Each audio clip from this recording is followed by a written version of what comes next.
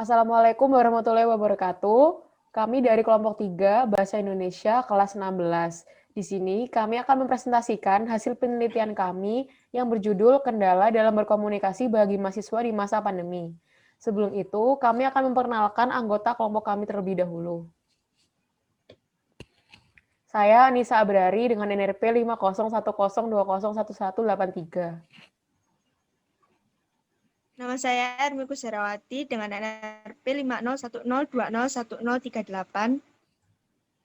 Saya Farhelga Zahra dengan NRP 50262011145.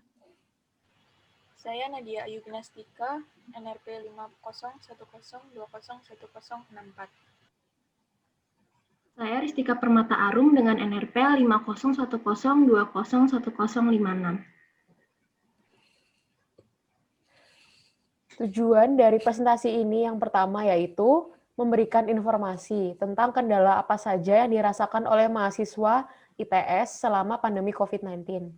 Yang kedua, menunjukkan data berupa diagram tentang media apa saja yang digunakan oleh mahasiswa untuk melakukan perkuliahan daring. Next. Adapun permasalahan dan tujuan dari penelitian kami, pada bab ini dijelaskan permasalahan dan tujuan dalam pembuatan artikel ilmiah. Pertama, permasalahan yang ada dalam penelitian kami adalah, yang pertama, apa saja kendala yang dirasakan oleh mahasiswa dalam berkomunikasi di masa pandemi? Yang kedua, apa saja media yang digunakan oleh mahasiswa selama daring?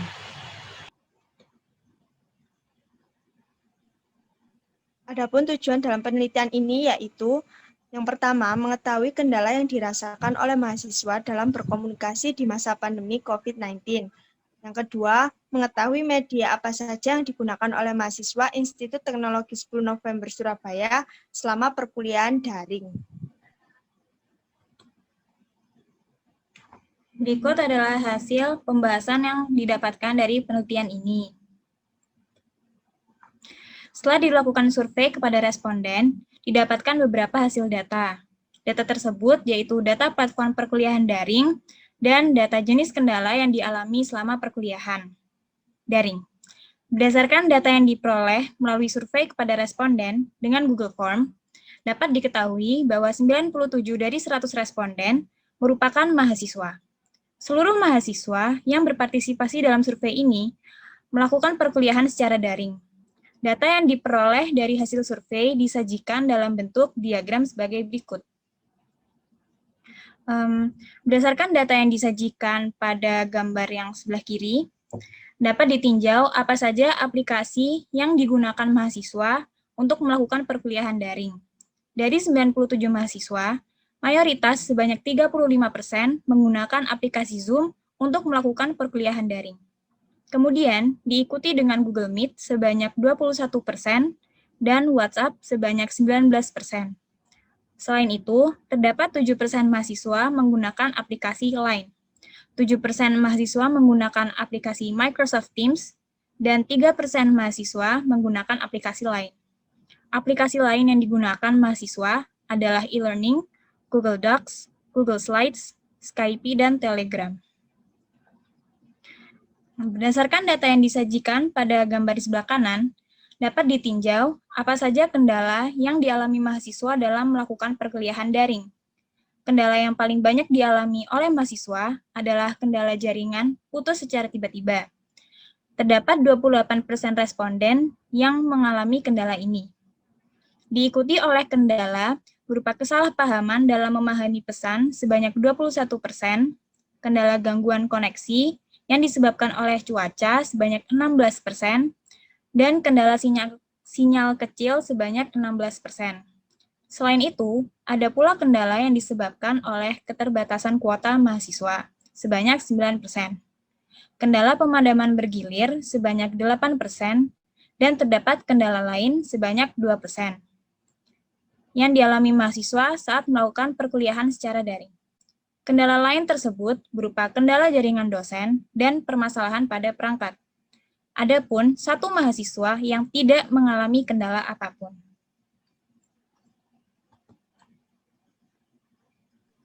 Baik, selanjutnya ada solusi yang dapat dilakukan untuk mengatasi kendala serta mencegah untuk terjadi kembali.